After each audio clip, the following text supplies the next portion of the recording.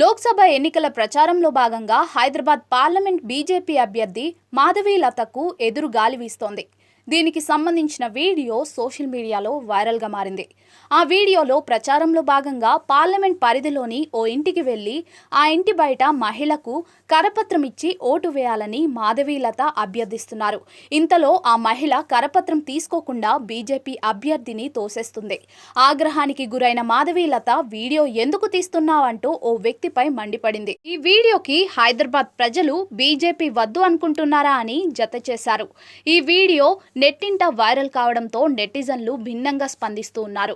పరువు పోతుందని, ఫోటో తీయొద్దని అంటుందని హైదరాబాద్ ప్రజలు విఘ్నత కలిగిన వారని అంటుండగా మరికొందరు కావాలనే చేస్తున్నారని, ఇదంతా ట్రాష్ అని ఇలా పలు రకాల కామెంట్లు పెడుతున్నారు.